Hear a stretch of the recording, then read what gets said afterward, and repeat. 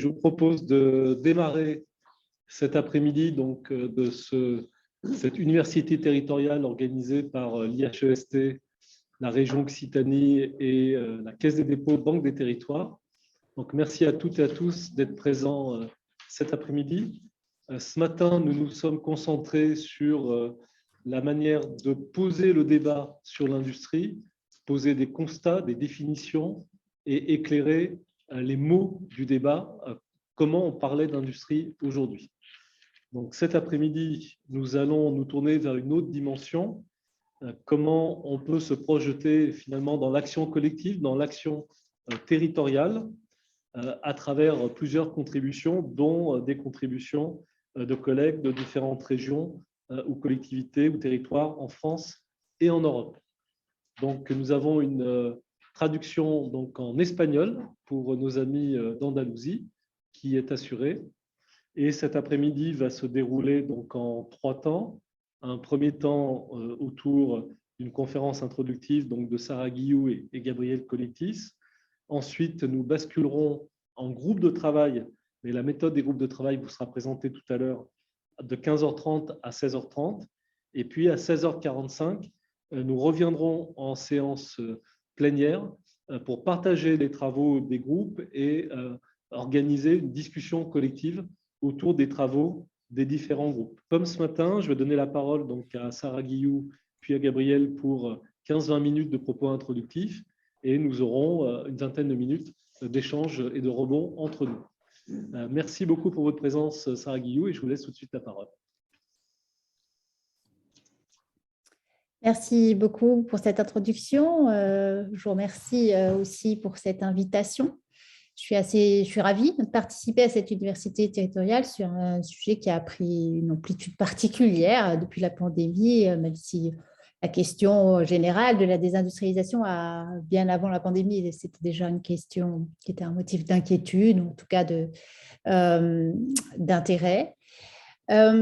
Évidemment, des éléments importants de ce débat ont été développés ce matin que je vais certainement recroiser, et qu'il s'agisse des questions de relocalisation, de souveraineté ou de dynamique de la désindustrialisation, voire de ses causes. Mais le sujet qui nous intéresse cet après-midi, donc comme vous l'avez dit, Christophe, c'est la question de la faisabilité d'une politique industrielle régionale. Alors, mon intervention ici, sachant que je partage ce plateau, on va dire, avec M. Collettis, c'est plutôt de mettre en perspective le contexte d'interdépendance mondiale et quelle est la place de cette dimension territoriale dans ce contexte de globalisation, de mondialisation.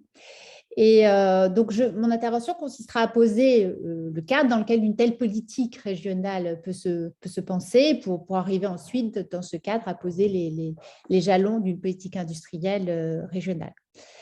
Alors, on a pu croire que cette pandémie, évidemment, avec cette paralysie des échanges mondiaux et puis ensuite les tensions sur les approvisionnements et même donc au moment de la reprise avait sonné le glas de la mondialisation comme mode d'organisation de la production indépassable.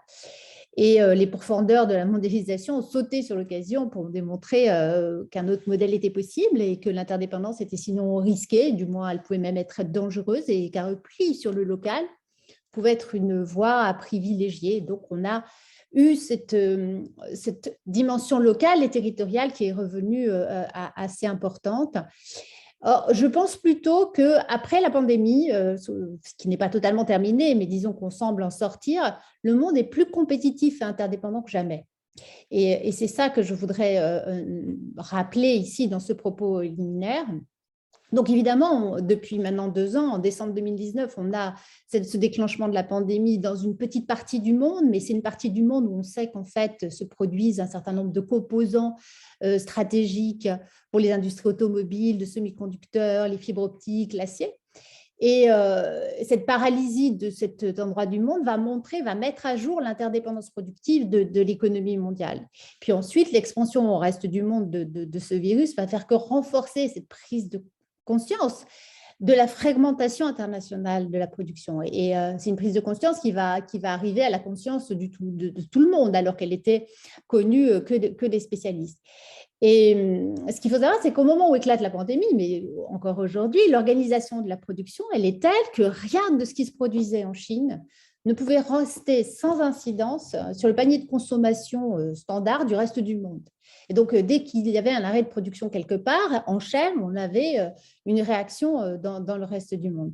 Et on a en fait une espèce de fragmentation du processus de production en abîme et qui a créé un réseau d'interdépendance sans précédent.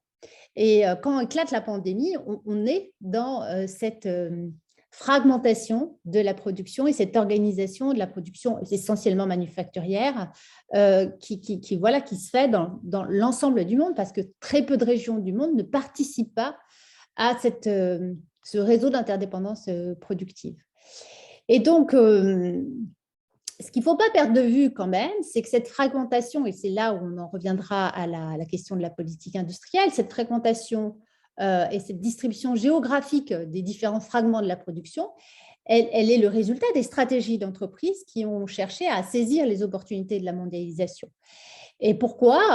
En considérant un certain nombre d'éléments structurels que sont leur marché d'approvisionnement, leur marché de distribution, les coûts de production, qu'il s'agisse des coûts du travail, mais aussi les coûts de la fiscalité, l'existence d'infrastructures, le niveau des qualifications, la présence de matières premières. Et donc, comme je l'ai dit, la fiscalité ou les réglementations, et tous ces éléments-là ont joué et continuent à jouer sur la décision de faire ou de faire, de faire localement ou de faire ailleurs, et en fait d'arbitrer entre différents territoires. Et c'est là où en fait la globalisation est une mise en concurrence des territoires. Et le rôle du politique, là, il intervient évidemment pour agir sur les conditions de l'attractivité, sur celles sur lesquelles il peut agir, parce qu'il n'y a pas tous les éléments de l'attractivité sur lesquels le politique peut agir, mais on a en vis-à-vis les stratégies des entreprises sur lesquelles on n'a pas forcément de prise, et les politiques d'attractivité des territoires. Et puis, pour poursuivre, alors, ce qui a augmenté, si vous voulez, cette conscience de l'interdépendance des territoires, et qui a questionné la globalisation heureuse, c'est le deuxième mouvement qui est celui de la pénurie, de la diversité des pénuries qui arrivent en sortie de crise, enfin déjà pendant la crise et en sortie de crise. Alors on fait face à une diversité de pénuries qui arrivent au même moment et qui ont des causes multiples. Mais en tout état de cause, c'est toujours une question de désajustement entre l'offre et la demande qui se produit sur ces pénuries, sachant que la caractéristique de notre monde d'échanges internationaux, c'est qu'il y a un découplage entre le lieu de production et le lieu de consommation.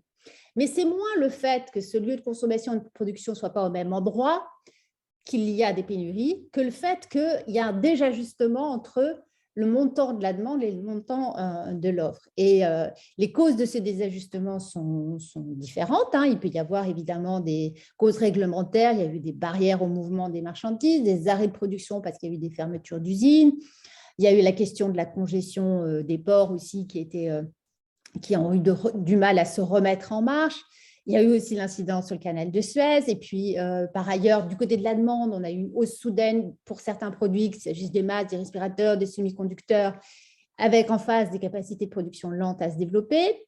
Et puis, pour ce qui concerne l'énergie, là, on a des causes qui sont même des causes naturelles, de conditions météorologiques, de production d'énergie éolienne et hydraulique qui étaient insuffisantes, et puis des raisons géopolitiques qu'on connaît bien aujourd'hui. Donc, on a une multitude de causes, mais il se trouve qu'effectivement, toutes ces conditions sont quasiment apparues dans un espace de temps assez étroit et qui laissent penser que la globalisation ne fonctionne pas et qu'elle est incapable de gérer ces désajustements.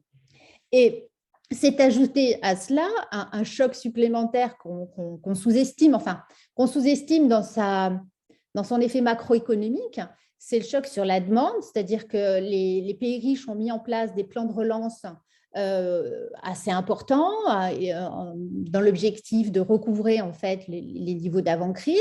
Il faut savoir que la totalité de ces plans de relance, c'est 10 000 milliards de dollars, c'est-à-dire la moitié du commerce mondial. Et donc, tout d'un coup, on a la moitié d'une espèce de choc de demande sur un montant qui correspond à la moitié des flux du commerce mondial, sans compter tout le processus de désépargne qui avait été accumulé, qui augmente aussi la demande. Donc, on a un choc majeur sur la demande qui aussi cause ces désajustements de l'offre.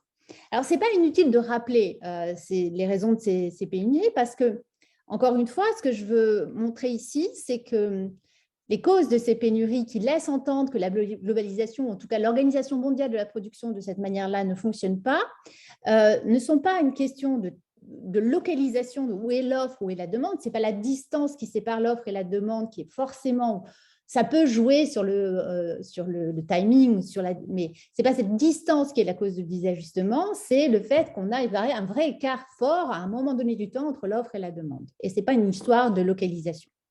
Donc, c'est important, dans une certaine mesure, de déterritorialiser les problèmes qui sont associés à cette sortie de crise en particulier. Alors, face à ces problèmes, quand même, qui sont réels, cependant, même si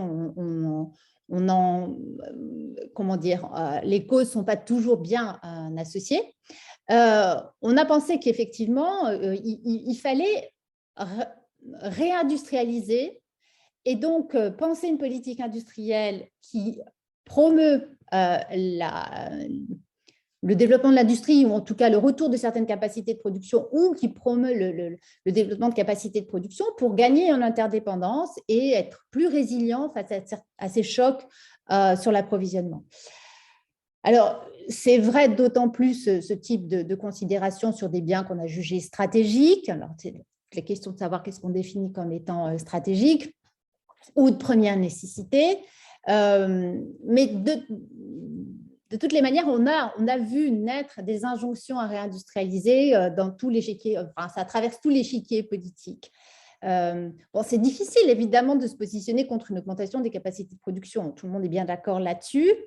En revanche, les avis diffèrent sur la question de savoir comment faire, comment on fait pour augmenter ses capacités de production. Et aujourd'hui, en cette période préélectorale, il y a un vrai risque que l'objectif de réindustrialisation soit un motif à toutes sortes de politiques, baisse des impôts, politique d'éducation, subvention à l'implantation, taxe à la frontière, soutien de la demande, nationalisation. Et c'est sans doute pour cela que l'objectif est si consensuel, c'est parce qu'on peut y mettre un peu, ça sert toutes les politiques. Mais cette diversité de chemins qu'on voit apparaître là politiquement, on est en fait que aussi le constat qu'on ne sait pas bien comment faire. Ce n'est pas très simple d'avoir une politique industrielle d'augmentation des capacités de production. Et c'est vrai que pour faire face à la vulnérabilité des chaînes d'approvisionnement, le plus raisonnable, c'est quand même de passer par la case informative, c'est-à-dire de bien identifier les produits pour lesquels on a vraiment une grosse sensibilité et dépendance parce qu'il y a un problème d'approvisionnement vis-à-vis d'un seul fournisseur.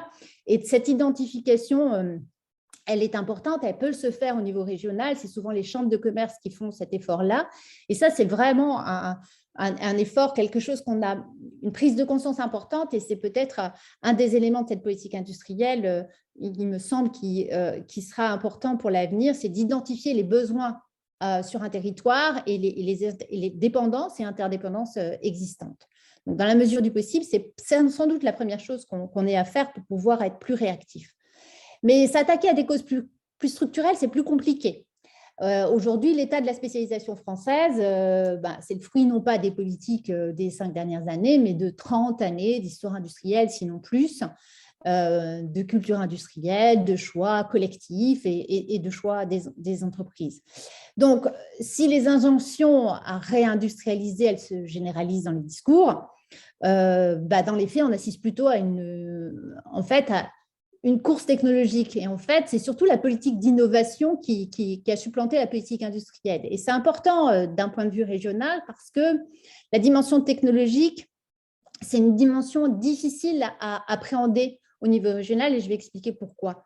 Alors, pourquoi est-ce que je vous dis que c'est aujourd'hui la politique industrielle, c'est surtout de la politique d'innovation? Parce qu'on a vu apparaître dans cette globalisation qu'on considère comme étant de plus en plus intense et, enfin, en tout cas, qui intensifie la concurrence entre les nations, entre les territoires, eh bien, on a vu que l'avance technologique et l'avantage comparatif technologique, il est fondamental.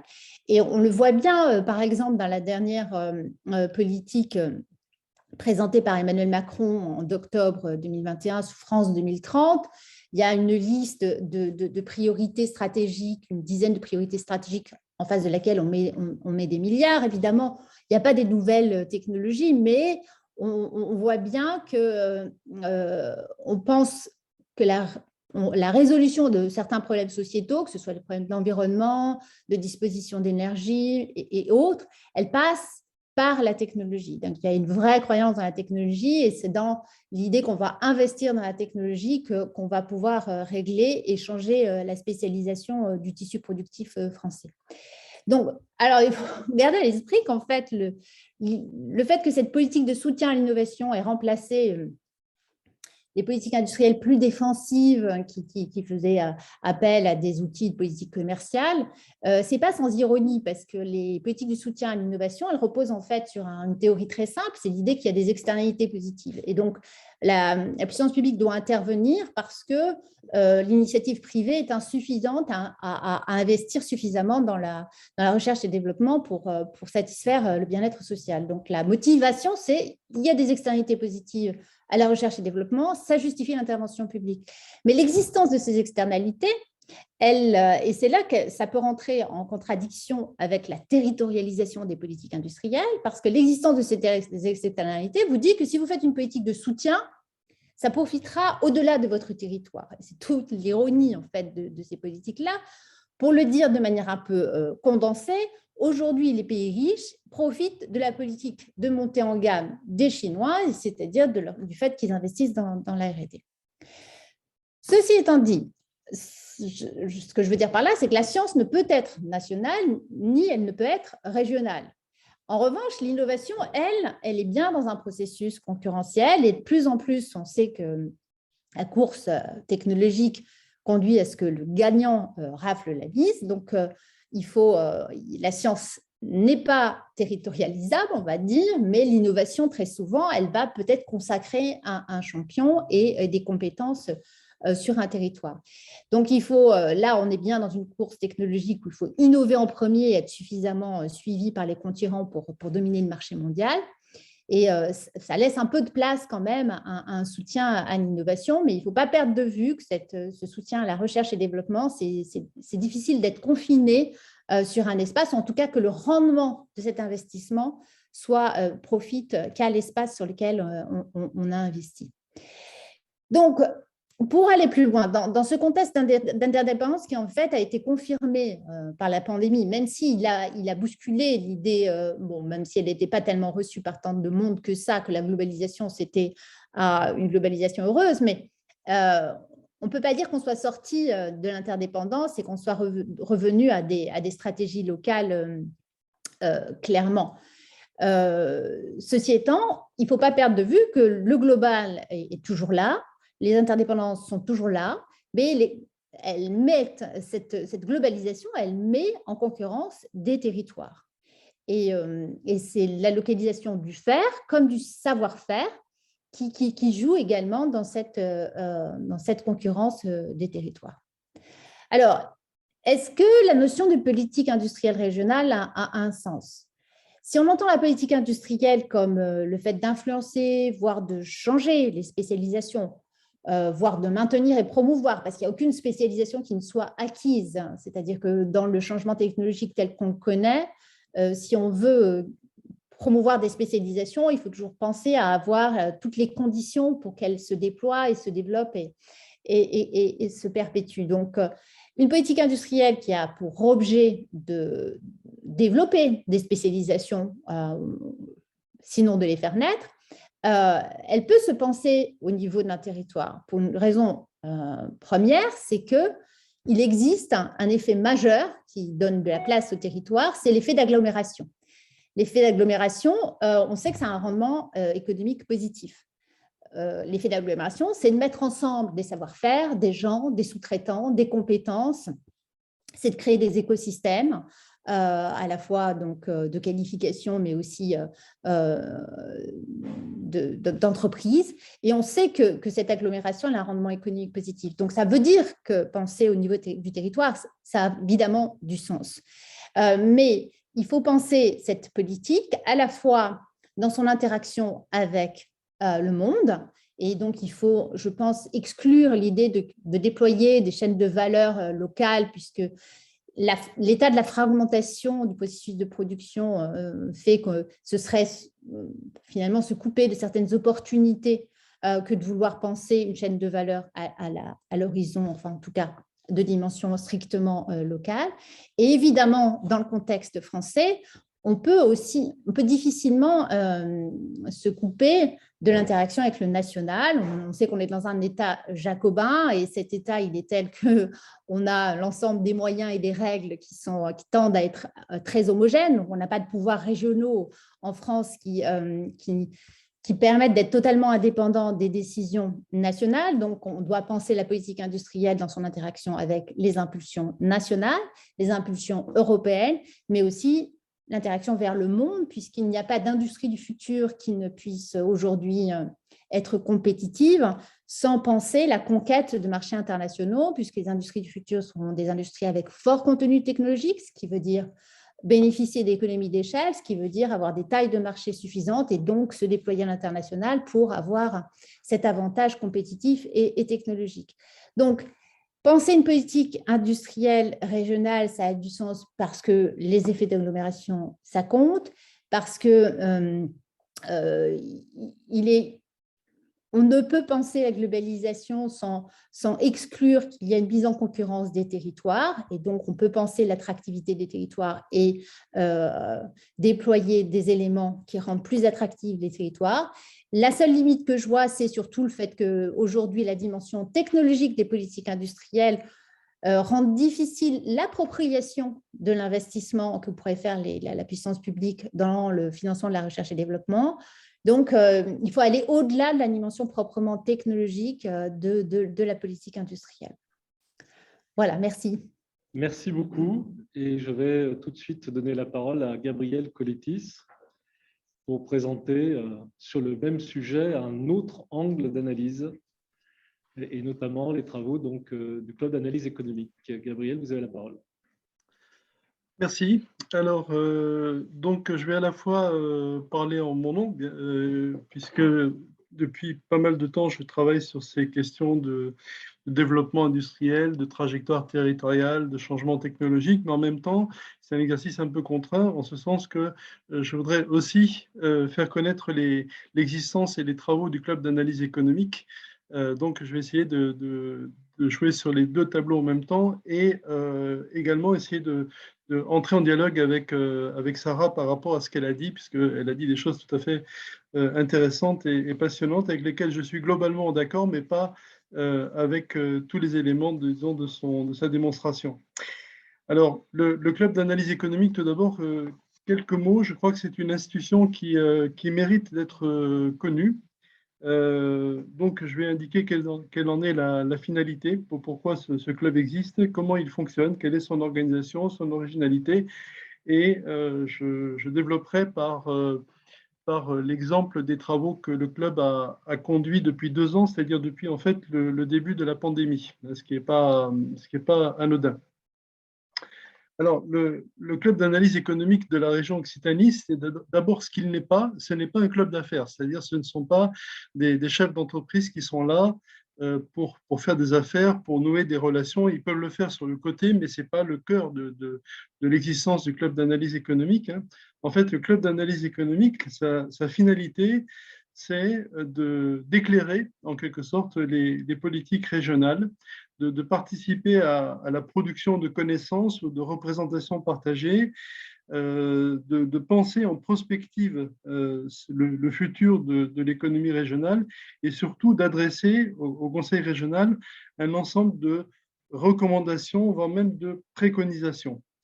Donc, c'est un outil dont je dirais qu'il participe de la gouvernance en quelque sorte de la région, puisque l'idée, c'est justement d'éviter les coupures qui sont trop fréquentes encore entre les décideurs politiques et les décideurs privés, les décideurs économiques. Là, on a affaire à un lieu où finalement vont se débattre des stratégies et vont se construire des stratégies partagées. Je crois que ça, c'est vraiment extrêmement important. Alors, le club d'analyse économique, il réunit un panel de chefs d'entreprise que l'on considère comme étant des firmes structurantes pour la région Occitanie. Je pourrais dire plus tard, si cela intéresse, comment on a qualifié ces firmes structurantes, comment on les a identifiées en quelque sorte.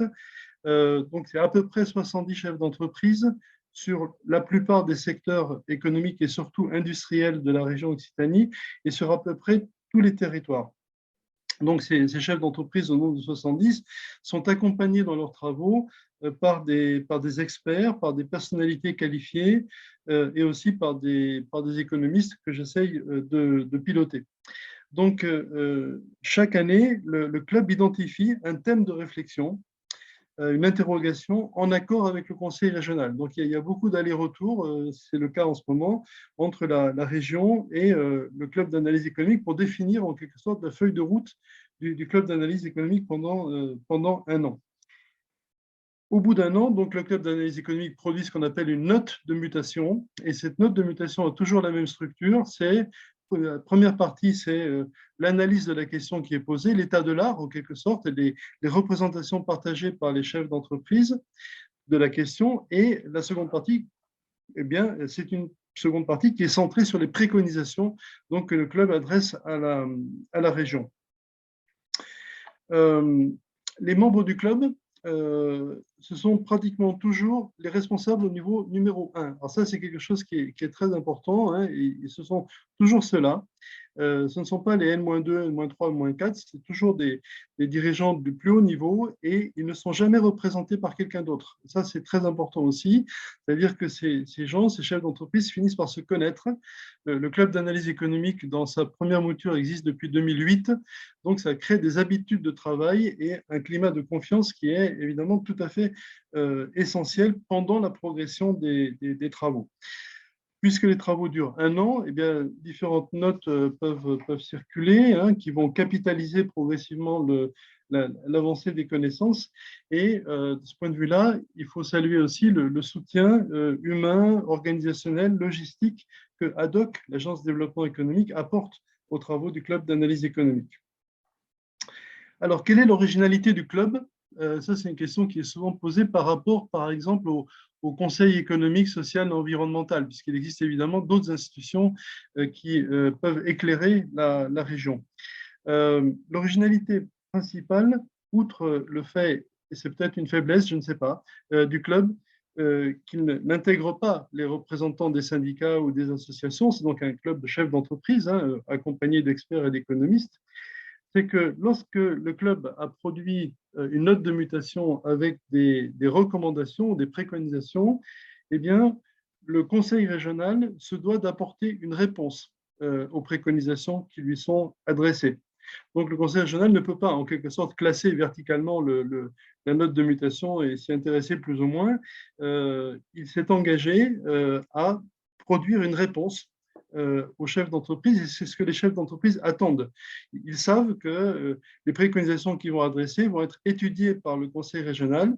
Le conseil régional n'est absolument pas tenu de suivre les préconisations qui lui sont adressées, mais s'il ne le fait pas, il doit dire pourquoi, et s'il le fait, il doit dire comment. Donc, c'est vraiment, je dirais, un outil de politique économique, et le retour de la région aux préconisations qui lui sont adressées est une originalité, une spécificité, si vous voulez, très, très forte du fonctionnement du club d'analyse économique. Alors, je vais peut-être prendre à titre d'illustration, mais je pense que c'est un moment important que nous vivons, les travaux du club depuis 2019. Depuis 2019-2020, c'est-à-dire en fait le début de la pandémie. Alors, je ne vais pas trop rentrer évidemment dans l'ensemble des analyses du club parce qu'il faudrait beaucoup de temps pour cela, mais je vais me centrer sur un concept que les chefs d'entreprise ont cherché à promouvoir, concept qui a fait l'objet d'un dialogue avec les économistes, avec les experts, concept dont je voudrais dire tout de suite que son objectif est finalement d'orienter, d'implémenter les politiques régionales. Donc, il y a une volonté de la part des chefs d'entreprise là d'exercer une influence forte. Donc, le concept qui est proposé par les travaux du Club d'analyse économique, c'est celui de valeur ajoutée territoriale.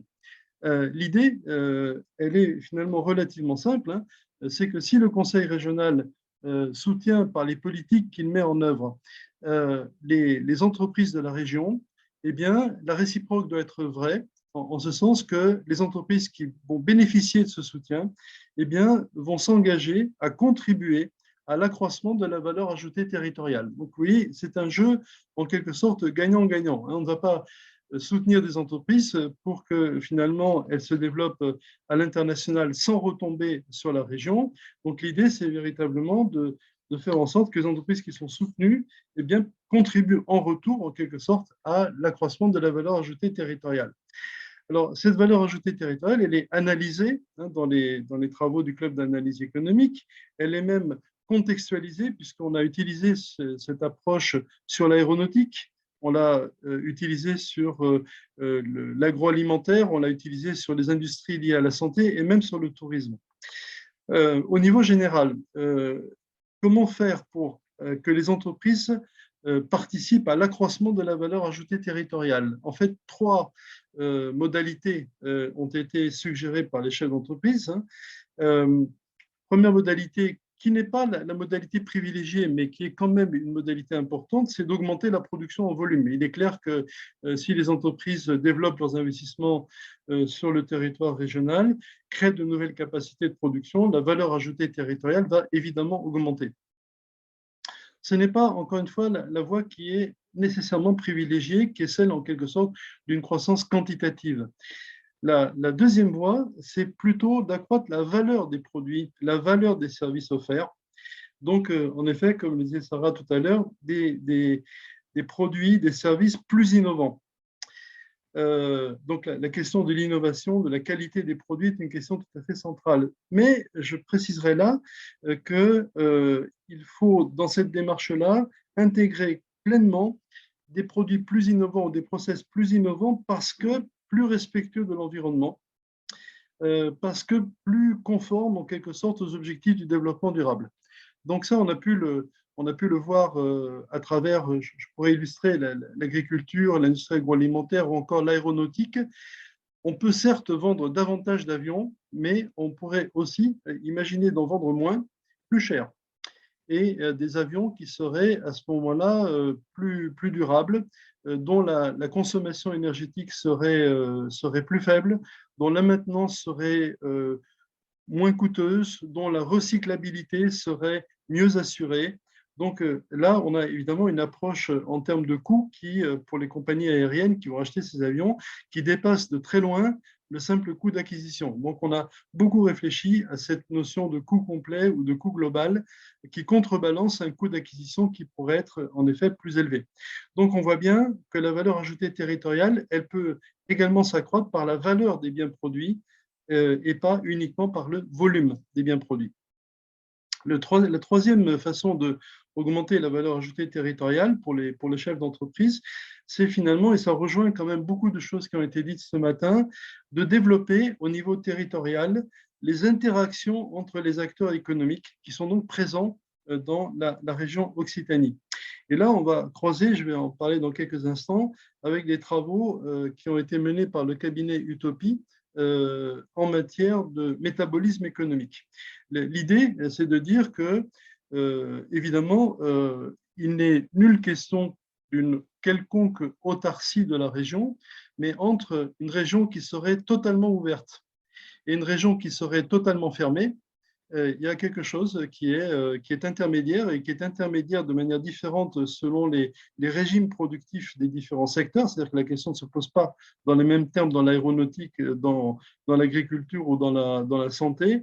On peut parfaitement envisager une meilleure adéquation, en quelque sorte, entre la production locale et la demande locale. C'est ce que j'ai cru comprendre tout à l'heure de ce que disait Sarah Guillou, c'est-à-dire bien comprendre quelle est la demande locale Et en connaissant bien la demande locale, on va peut-être s'apercevoir que cette demande est parfois ou même souvent satisfaite par des importations de produits venant d'autres régions de France ou d'autres régions du monde, alors que l'on pourrait parfaitement s'organiser autrement au niveau territorial pour répondre justement à cette demande locale. Donc la question de l'appariement, en quelque sorte, de l'ajustement entre, là je parle bien d'un ajustement spatial et pas d'un ajustement temporel, hein. Sarah, par rapport à ce que vous disiez tout à l'heure, c'est bien un ajustement spatial. Donc un appariement en quelque sorte entre demande locale et capacité de production au niveau local, par la densification des relations, en quelque sorte, entre les acteurs du territoire, eh bien, c'est une troisième manière, en quelque sorte, d'accroître la valeur ajoutée territoriale. Alors, pour terminer sur ces travaux du club d'analyse économique, et après, je dirais peut-être un certain nombre de choses par rapport à ce que Sarah a dit, si j'ai encore quelques minutes. Je pense que la création du club d'analyse économique, c'est potentiellement une innovation institutionnelle. C'est-à-dire qu'on a beaucoup évoqué ce matin les innovations de produits, les innovations de process, mais là, on a affaire à une innovation organisationnelle ou une innovation institutionnelle. Le conseil régional crée en quelque sorte une institution nouvelle. Et je pense que ces innovations institutionnelles sont importantes à regarder de près. Le conseil régional a aussi créé l'Agence régionale pour les investissements stratégiques. Donc, il faut suivre de près les innovations dans tous les domaines et pas uniquement dans le domaine, je dirais, technique, technologique, qu'il s'agit de process ou de produits. Je pense que les travaux du club d'analyse économique confirment, il me semble, un infléchissement des politiques régionales suite à la crise sanitaire. Je pense que les politiques régionales ont évolué à la faveur de la crise sanitaire et un certain nombre de questions en quelque sorte, qui ont toujours porté les réflexions du Conseil régional, se sont un peu déplacées sur d'autres champs. Pendant très longtemps, la question que se posaient les politiques régionales, en Occitanie en tout cas, était celle de la diversification. Voilà, c'est une question qui est souvent revenue dans le débat, comment on fait pour se diversifier quand on a un secteur comme l'aéronautique qui représente les 2 tiers des exportations, la moitié des importations, etc. Aujourd'hui, je pense que cette question demeure évidemment, mais la question de l'attractivité, la question de la résilience, la question peut-être d'une autonomie productive sélective et non pas d'une autonomie productive dans tous les domaines, ces questions-là sont des questions qui sont extrêmement centrales. Et les travaux du club d'analyse économique ont pu, et je voudrais le dire aussi, converger beaucoup avec les réflexions d'ADOC sur les relocalisations. Hein. Je ne vais pas revenir sur ce qui a été dit ce matin. Je crois que le véritable enjeu, véritablement, n'est pas celui des relocalisations, mais plutôt celui du développement d'une autre industrie dont on a absolument besoin, d'une industrie qui est apte à relever le défi central de la transition écologique. Donc, ces travaux du CAE, du Club d'analyse économique, convergent avec les réflexions du Club d'analyse économique, convergent avec les travaux du cabinet Utopie en termes de métabolisme régional. Je ne vais pas les évoquer maintenant parce que je pense que Boris le fera tout à l'heure mieux que moi, mais je pense que au-delà des différentes convergences que je viens d'indiquer, il y a 2 éléments, 2 axes centraux de politique industrielle qui apparaissent très, très nettement. C'est d'abord de densifier les relations productives entre les acteurs de la région pour mieux maîtriser les chaînes de valeur. Je ne dis pas pour produire des chaînes de valeur strictement locales, mais mieux maîtriser les chaînes de valeur, c'est-à-dire être moins dépendant, en quelque sorte, des importations qui peuvent fragiliser à un moment donné le fonctionnement des chaînes de valeur. Et l'autre élément, l'autre enjeu de politique industrielle, c'est articuler, on en a beaucoup parlé ce matin, mais je reviens dessus, la transition écologique et la renaissance industrielle. Ça, c'est véritablement, on a dit ce matin, la compétitivité, elle sera écologique ou elle ne sera pas. Donc, l'articulation entre transition écologique et renaissance industrielle, c'est véritablement le grand enjeu du renouveau des activités productives. Voilà, alors peut-être quelques mots pour terminer, hein, si c'est possible. Il vous reste 2-3 minutes. 2-3 minutes. Voilà, je voudrais dire à propos de la question de l'attractivité, je voudrais dire qu'en fait, il y a 2 formes d'attractivité. Il y a ce que l'on pourrait considérer comme étant une attractivité basse. L'attractivité base, c'est venez chez nous parce que vous aurez une main-d'œuvre qualifiée, pas trop chère, parce que vous aurez des compétences disponibles, pas trop coûteuses, parce qu'on a une réglementation environnementale, mais c'est une réglementation environnementale souple. Voilà. Je pourrais multiplier évidemment les éléments. Je ne crois pas que cette attractivité-là soit une bonne attractivité. Je pense que la bonne attractivité s'appuie sur d'autres éléments. J'appellerais ça donc plutôt une attractivité haute. L'attractivité haute, c'est partir du constat, et je l'ai un peu évoqué ce matin, que les entreprises ne détiennent pas en interne toutes les compétences dont elles ont besoin pour produire des biens et des services complexes. Aujourd'hui, le ratio valeur ajoutée sur chiffre d'affaires dans l'industrie, c'est 20%. Ça veut donc dire que 80% du chiffre d'affaires d'une entreprise, c'est ce qu'elle va acquérir auprès de ses fournisseurs, de ses équipementiers, de ses co-traitants.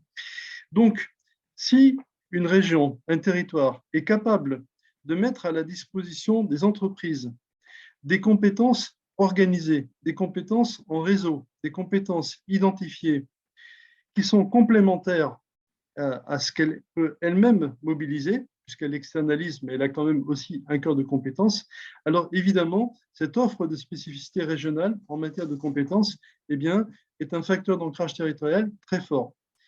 Cet élément-là, il suggère également, évidemment, que des relations de confiance existent entre les acteurs. Donc, il ne suffit pas que les compétences soient là, il faut que ces compétences soient mobilisées dans un espace qui est un espace de compétences qui se construit progressivement. Donc, je crois que l'attractivité, elle va jouer sur ces deux éléments, compétences, confiance et évidemment ancrage territorial.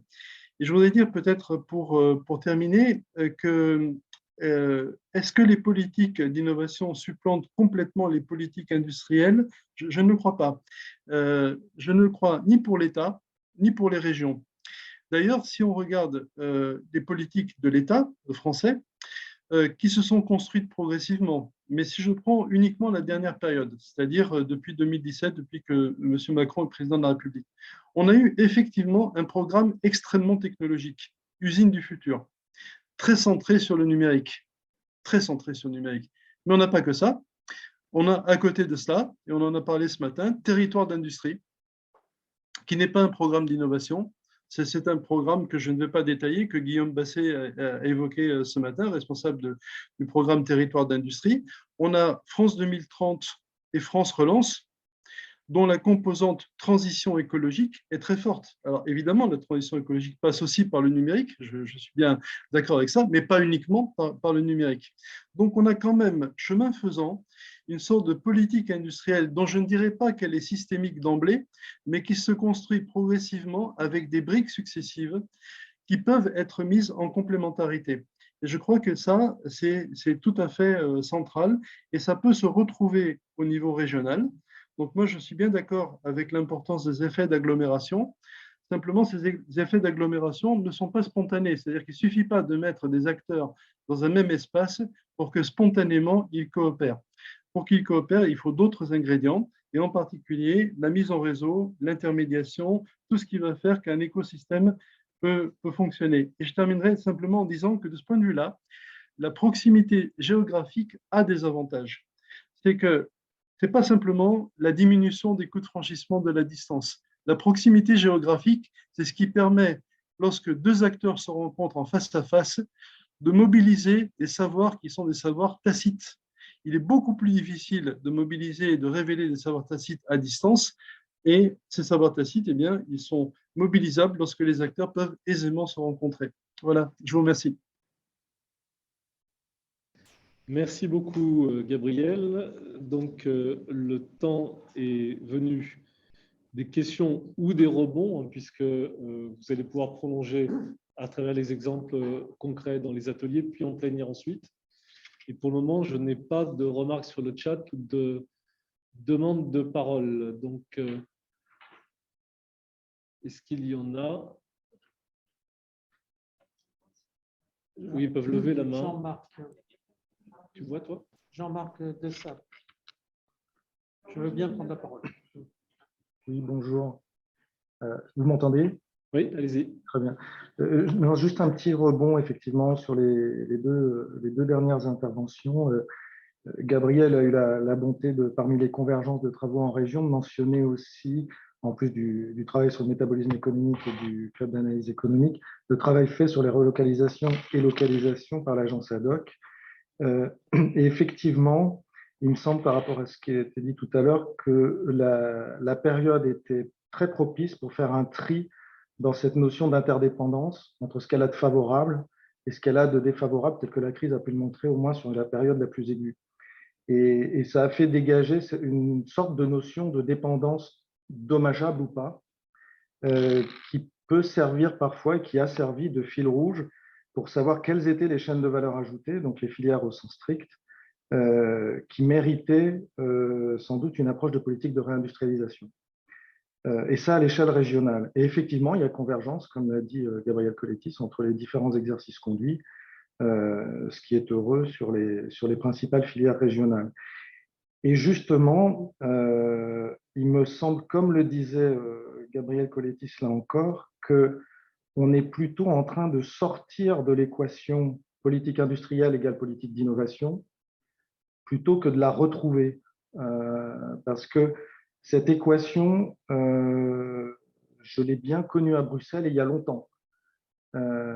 Et c'était plutôt une sorte d'interdiction de faire autre chose que de la politique d'innovation quand on voulait faire de la politique industrielle. Et c'était l'effet de règles, d'une doctrine sur l'intervention publique. Ça s'est traduit d'ailleurs de multiples façons, par exemple dans l'articulation précise des règles d'aide d'État et de subventions au sein du marché intérieur, avec des possibilités qui s'accroissent plus on s'éloigne du marché, donc plus on remonte dans les échelles d'innovation. Et ma dernière remarque, c'était effectivement sur l'attractivité basse ou haute. On observe effectivement, quand on cherche à répondre aux besoins d'un projet d'investissement mobile, qu'on fait face à une sorte d'échelle un peu genre pyramide de Maslow, des besoins du projet. Et on retrouve à peu près cette échelle des subtilités dans la réponse aux besoins et dans les besoins plus ou moins exprimés, suivant la finesse de l'analyse par le dirigeant d'ailleurs, hein, par l'investisseur de son propre projet. Et ça rejoint à peu près ce que disait Gabriel Colettis, c'est-à-dire qu'on commence par prendre en compte les besoins les plus bas, ce qu'il appelait l'attractivité basse, mais ce qui permet souvent, et c'est heureux de remporter le morceau, c'est d'aller adresser les besoins un peu plus hauts, et notamment les besoins collectifs qui mettent en jeu la mise en avant très concrète de l'écosystème et la perspective de travailler ensemble sur le territoire. Et d'ailleurs, même en microéconomie, sur une entreprise, parfois d'une certaine taille, qui fait beaucoup d'efforts pour gagner en compétitivité, en allant chercher du côté du lean, en allant chercher du côté de plein de ressources sur l'usine du futur, les derniers points pour prendre sa place sur le marché, finalement, à la fin, il reste encore les derniers points qu'on peut aller chercher collectivement avec ses sous-traitants, avec ses partenaires. Et effectivement, c'est beaucoup plus facile lorsque la distance territoriale est modérée, raisonnable et permet les contacts directs. Merci. Voilà, j'espère pas avoir été trop long.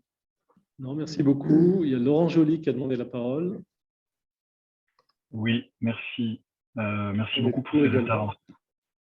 C'était passionnant. C'est une question qui va peut-être donner un peu plus de temps à Gabriel Colettis, puisqu'il a été obligé de refermer assez vite son intervention. Il parle à la toute fin de capacité à mobiliser les compétences tacites quand il y a une proximité géographique. Est-ce qu'il pourrait, je sais pas, donner des choses concrètes là-dessus et peut-être l'illustrer sur l'aéronautique, qui est justement un modèle du genre ici, puisqu'il y a une proximité géographique d'acteurs sur ce secteur. Je ne sais pas s'il y a d'autres demandes d'intervention. David Kousker? Oui, David, vas-y.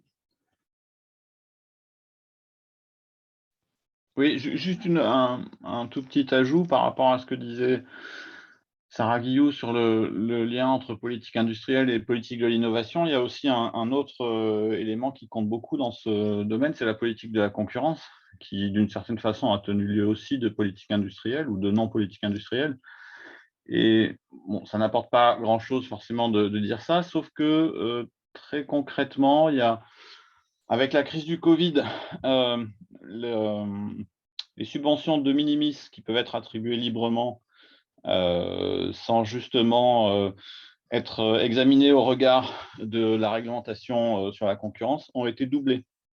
Et je pense que une bonne partie des investissements de PME qui ont permis des relocalisations, qui sont des achats de machines, ont été facilités par le doublement de ce plafond. Donc ça n'a l'air de rien, c'est vraiment un détail technique, c'est le plafond qui a été porté de 400 à 800 000 euros, et ça a, mine de rien, permis à pas mal de PME de faire des investissements importants. Merci. Donc, il y a une demande de parole d'Olivier Bouba-Olga. Oui, un tout petit complément juste pour insister sur ce que disait Gabriel Coletti, qui me semble assez fondamental sur l'idée que les économies d'agglomération, ça tombe pas du ciel, ça se construit. Je parlerai presque plus peut-être d'externalités écosystémiques, même plutôt que d'économies d'agglomération, pour insister sur le fait que ces externalités-là qui émergent dans la proximité géographique, ça ne concerne pas que les grandes agglomérations, etc. C'est des choses qui peuvent se construire sur différents territoires. Et peut-être, pour élargir encore le sujet des politiques industrielles, un point qui me semble important, qu'on retrouve partout et qu'on peut étendre plus généralement à la question de la politique économique, les sujets aujourd'hui, quand on échange avec beaucoup d'entreprises, pour favoriser le développement industriel ou le développement économique, ça relève de la mise en œuvre de politiques qui ne relèvent pas des politiques industrielles ou des politiques de développement économique. Le sujet numéro 1 aujourd'hui, franchement, de toutes les entreprises, c'est on a besoin de beaucoup d'entreprises. Si on a besoin de recruter, on n'y arrive pas. Comment faire pour nous aider? Donc là, ça appelle des réponses en termes de politique qui relèvent des politiques de formation pour partie, mais pas que. Il y a des enjeux aussi de mobilité, de problématiques de logement des personnes, d'emploi du conjoint, etc., etc. Donc voilà, c'est effectivement bien de ne pas limiter la politique industrielle à la politique de l'innovation, mais il ne faut même pas la limiter à la politique industrielle. Il faut voir aussi les enjeux qui relèvent d'autres politiques, dont pour partie les régions ont la charge, mais pas que. Hein. Et si on ne connecte pas toutes ces réponses politiques, ben, on n'arrive pas à répondre aux besoins des entreprises. Merci. Alors, je pense que ça fait déjà pas mal de questions. Je vais en rajouter deux et puis redonner la parole à Sarah Guillot et Gabriel Colettis pour une réponse qui sera aussi leur conclusion avant qu'on bascule en atelier. La première question, c'est on voit bien le bénéfice collectif écologie-climat de toute relocalisation, quelle qu'en soit la nature. Par contre, comment est-ce qu'on voit l'intérêt collectif à l'échelle européenne ou internationale? Et le versant de ma question, c'est est-ce qu'il y a des gagnants et des perdants? Et comment on équilibre, y compris dans la dimension réancrage territorial, des aspects qui peuvent être aussi des aspects de concurrence qui ne sont pas forcément coopératifs. Donc, comment on concilie de l'ancrage territorial et de la coopération élargie? Ça, c'est ma première question. Et ma deuxième question, elle porte vraiment sur la politique régionale. C'est est-ce qu'il faut réviser les allocations de ressources des régions qui sont limitées, plus limitées que l'État, entre la politique d'innovation, la politique industrielle classique et les politiques qui visent à renforcer les écosystèmes ou à améliorer la qualité des services qui rendent aux projets entrepreneuriaux, comme la question des compétences qui a été évoquée. Est-ce qu'il vaut une nouvelle hiérarchie des interventions régionales? Donc, je redonne la parole dans l'ordre qu'ils souhaiteront l'un et l'autre à Sarah Guillou et Gabriel Colettis. Je laisse Sarah intervenir d'abord, j'interviendrai après. D'accord, Sarah. Merci. Alors, en fait, j'ai trouvé très intéressante, évidemment, l'intervention de Gabriel et notamment un certain nombre de points qui me permettront de rebondir sur, en fait, des fois, peut-être une espèce de tension, en fait, entre la vérité, enfin, en tout cas, le point de vue régional et le point de vue plus global. Il y a une tension entre les deux qui est quand même qui est toujours là. Et donc, par exemple, vous mettez en évidence qu'aujourd'hui, on a besoin de développer une autre industrie, et notamment une autre industrie qui respecte, qui s'inscrive dans la transition écologique et les nouveaux, évidemment, toutes ces préoccupations majeures d'environnement. C'est très intéressant. Là aussi, on aura une tension. Alors déjà, c'est un sujet qui a lui-même intrinsèquement des tensions et ce n'est pas si simple de penser industrie respectueuse de l'environnement parce qu'on sait bien que les industries sont à la fois contraintes par une réglementation qui affecte négativement leur compétitivité et en même temps que c'est par le fait qu'elles vont adopter des processus plus verts qu'elles vont gagner en compétitivité. Donc, il y a à l'intérieur même de certaines industries et selon les industries, il y a une tension réelle à satisfaire cet objectif sociétal et en même temps à rester compétitif. Et la tension qu'il y a entre le régional, évidemment, le développement environnemental, l'environnement du territoire et le niveau global, c'est évidemment, on va l'avoir avec une politique, pour le coup, qui va être à un niveau national ou européen, qui est celui par exemple, de la politique de taxe carbone aux frontières. Donc, on va être obligé, même dans le cadre d'une… Et j'en viens à votre question, Christophe, hein, cet arbitrage entre avoir une politique locale qui s'inscrive et qui puisse s'appuyer sur une politique nationale ou européenne. Et donc, on pourra difficilement faire face, ou en tout cas relever le défi de la transition écologique sans s'appuyer sur cette dimension européenne. Autre point que j'ai trouvé très intéressant, c'est vous parlez des savoirs tacites et effectivement, c'est quelque chose qui est apparu dans l'organisation du travail avec cette montée du télétravail et le fait qu'on manquait aussi de contact et qu'on s'est posé la question de savoir si c'était un choc de productivité positif ou négatif, justement, cette augmentation du télétravail.